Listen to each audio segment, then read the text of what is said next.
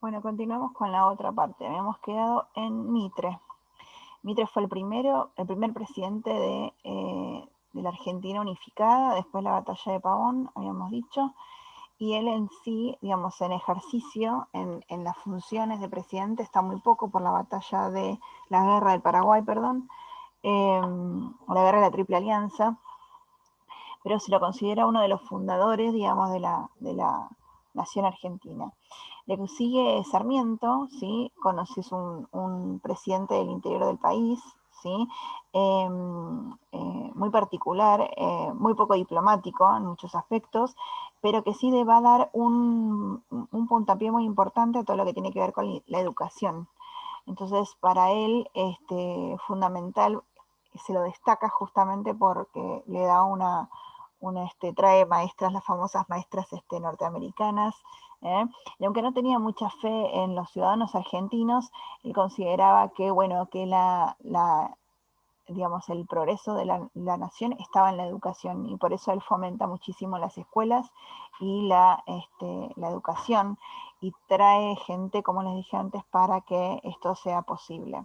El último de las presidencias históricas está encabezada por el presidente Avellaneda, ¿sí? Es el último de los tres, y él durante su presidencia se destaca por la campaña El Desierto.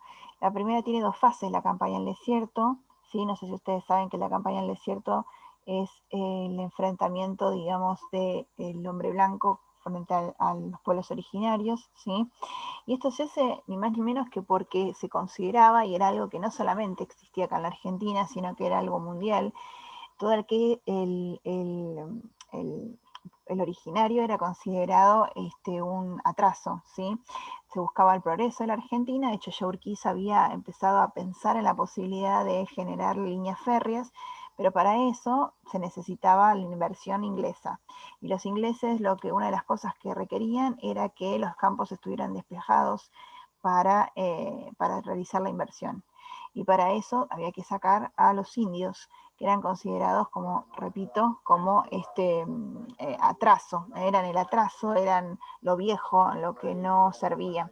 Y aunque ustedes no lo crean, en ese momento, lo que el planteo de Avellaneda, de enfrentarse a los pueblos originarios, primero de una manera pacífica o más tranquila, como es el caso de Alsina, y luego con la acción más ofensiva de Roca, para ellos era considerado positivo y era bien, y fue aplaudido por la Argentina toda.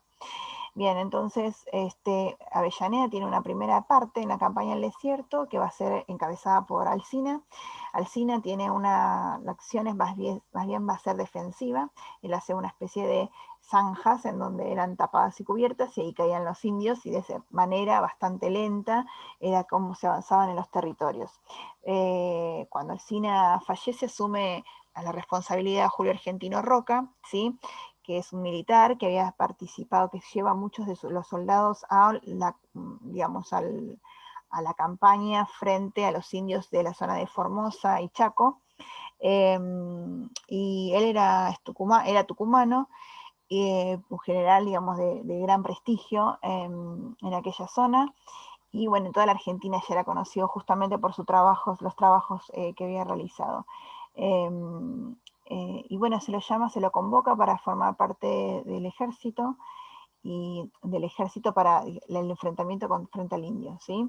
La campaña, lo que se llama la conquista o campaña del desierto. Eh, con, con Roca, digamos, la llegada de lo que en ese momento era considerada la modernidad a la Argentina, porque él de una manera más eh, violenta y agresiva persiguió y asesinó a los pueblos originarios. Y una de las cosas, algo que era bastante común para el momento, era, digamos, tratar de llevarlos a la civilización, entre comillas, o la occidentalización de los originarios. Estas mismas fotos que están acá las vamos a ver también en África, ¿sí? Era bastante común esa cuestión de considerar al primitivo al originario como primitivo, y eso, y tratar, y como que en realidad el hombre blanco era el que llevaba el progreso, la modernización, y digamos la cultura, y por eso vamos a ver imágenes de originarios vestidos con ropa occidental, ¿sí? Nada que ver con la de ellos. Bueno, así es como vivían y así es como una de las imágenes de la campaña del desierto. Una de las cosas que hace Roca, que tiene que ver con esto de la modernización de la Argentina, él documenta todo por medio de un medio absolutamente moderno para la época, que era la fotografía. Y esas fotos, que está lleno de fotos de la campaña del desierto, van a ser, digamos, una de las de los recursos más utilizados para después llegar a la presidencia. Después de estas acciones, Roca llega a la presidencia, aunque uno no lo crea. Obviamente que no se van, la pila de los muertos, de los originarios muertos, no se van a mostrar, sino que siempre son situaciones así como de pacificación. Acá vemos a un, por ejemplo, sacerdote con un montón de, digamos, de indígenas, ¿sí? Todos sentados. Esto lo que nos está mostrando es un poco la, digamos, se fotografían estas acciones. De hecho, el mismo nombre, campaña del desierto, conquista el desierto, es engañosa. No era un desierto, ¿sí? Había muchísimos originarios que fueron exterminados. Sin embargo, la utilización de ese término es para justamente mostrar que se encontraron con algunos originarios, pero que en realidad no había gran cantidad de población. Y eso es justamente un manejo también, digamos, político para reducir, digamos, el impacto que podría llegar a tener en el momento la matanza de tantas personas como fue la realidad. Bien, entonces, durante la conquista del desierto, después de esta conquista del desierto, pues obviamente se lograron las inversiones de los ingleses, eso trajo, entre comillas, progreso a la Argentina, y con esto catapulta a Roca a la presidencia. La primera presidencia de Roca va a ser desde el año 1880 a 1886. No nos olvidemos que los periodos antes de presidencias eran más extensos que los actuales. Esta es la imagen de Roca. Esta es una foto, también lo que vamos a ver a continuación son todas fotos, ¿sí? Obviamente él trae consigo el tema de la modernidad y el llevar a la Argentina a lo que en ese momento era el progreso. Un progreso de un país periférico, ¿sí? No nos olvidemos que nosotros, la Argentina, nunca va a tener, digamos, si se va a pensar en la Argentina como generadora de industrias, ¿sí? Siempre es como algún término que nace justamente en la época de Roca, que es Argentina el granero del mundo, ¿sí? O sea, nosotros vendíamos materias primas a otros, tipo carne o trigo, a países, digamos, como Inglaterra, por ejemplo, para que ellos después lo transformen y después vendan los mismos productos, nos los vendan a nosotros, ¿sí? Transformados. No varió demasiado de aquellos tiempos al día de hoy. Bueno, una de las características de la etapa de Roca que él encabeza y el comienzo, o sea, con Roca termina lo que se llaman las presidencias históricas, que son esas 3 presidencias de formación del país, de bases del país, y él le va a dar como lo que para el momento, volvemos a lo mismo, es para el momento lo que se consideraba la modernización, y empieza lo que se llama la generación del 80, toda tiene características muy particulares, ¿sí? Una de las primeras cosas que va a pasar durante la presidencia de Roca va a ser la llegada de inmigrantes.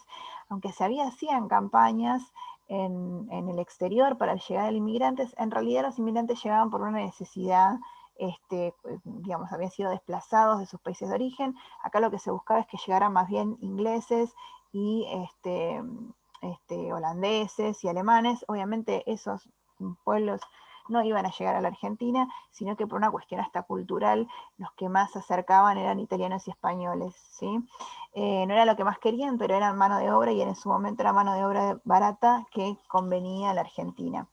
¿Por qué esta gente se desplaza y por qué la parte sur de Europa, el proceso de industrialización llega mucho más tarde y entonces hay una franja que es justamente Italia, España, los países entre comillas más pobres de Europa, empiezan una modernización y una industrialización después que los países como Inglaterra, y eso va a hacer que va a desplazar un montón de gente del campo a la ciudad y de la ciudad a otros lugares. Entonces se buscaba válvulas de escape para que se evitaran los conflictos sociales. Y es así como Italia, lo mismo que España, van a fomentar la inmigración hacia sus colonias, pero también hacia países como por ejemplo la Argentina, que necesitaban mano de obra, trabajo en el campo, pero por otro lado, digamos que le permitía a Italia despejar la posibilidad de conflictos ante la cantidad de gente que se encontraba en una situación, digamos, sin trabajo y de hacinamiento en las grandes ciudades. A veces este proceso de campo a la ciudad no se hacía en una generación, sino que se hacían en 2 o 3 generaciones, y la segunda o tercera llegaban acá. Europa, de hecho, el sur de Europa era bastante, mientras que acá venía el tema de la educación, Sarmiento, alfabetización. Por ejemplo, en el caso de los italianos, el 90% de los italianos eran analfabetos a principios de siglo, o sea que en realidad nosotros en aquel momento estábamos en una situación de bastante ventaja con respecto a estos países. Primero se fomentó la inmigración, y por otro lado llegaron de manera espontánea, muchas veces por comentarios llamados de otros inmigrantes que ya habían llegado, muchas veces contando historias que no eran del todo ciertas, pero mostrando, digamos, las virtudes de venir acá a América. La mayoría de los inmigrantes se buscaba en un comienzo ir a los campos, sí, que eran los trabajos, comprar tierras que se pensaban más baratas y trabajar en el campo. ¿Qué pasa? Llegan a los campos y se la habían distribuido en su mayoría entre muchos generales o gentes pudiente o que ya tenían tierras, y lo que se ofrecía era arrendarlas, es decir, alquilarlas, cosa que a los inmigrantes no les convenía, no les interesaba. Por eso es que muchos de ellos, aunque se pensó la inmigración como para fomentar la llegada y poblar los campos, en realidad muchos de ellos se quedaron en la ciudad. Y uno de los lugares en donde se quedan y más conocidos es justamente Caminito, ¿sí? La zona de La Boca, ¿eh? Es el primero de los lugares en donde nosotros conocemos, cerca de el puerto. ¿Cómo vivían? En conventillos. Estos en realidad son conventillos que hoy nos parecen muy simpáticos, pero en aquel momento vivían de manera muy hacinada, ¿sí? Con muchas familias en un mismo espacio, con pocas normas de higiene. Pero bueno, algunas de las cosas, después estos grupos comenzaron a expandirse y buscar sus terrenos y buscar sus, también cambiar digamos, desde de arrendador o de, digamos, campesino, transformarse quizás por medio de algún oficio, poder vivir en Buenos Aires, no quizás como campesino, pero sí quizás como herrero, como martillero, como algún oficio, zapatero, que era requerido acá en las grandes ciudades. ¿Cuáles son los aportes de los inmigrantes fundamentalmente y que nace en esta época? El tango, por ejemplo, el lunfardo. Acá tenemos el lunfardo, una palabra chamullo, quilombo, morfar, guita, boliche, son algunas cosas que vienen justamente del lunfardo, que es esta mezcla entre lo que es el italiano en general, ¿sí? El italiano con algunas palabras argentinas, mezclas, que se utiliza muchísimo en el tango. Otra de las cosas que pasa durante el gobierno de Roca va a ser la creación de 3 cosas que son fundamentales, y las dejamos para el otro video, que son el registro civil, el servicio militar obligatorio y la ley 1420 o ley del guardapolvo blanco.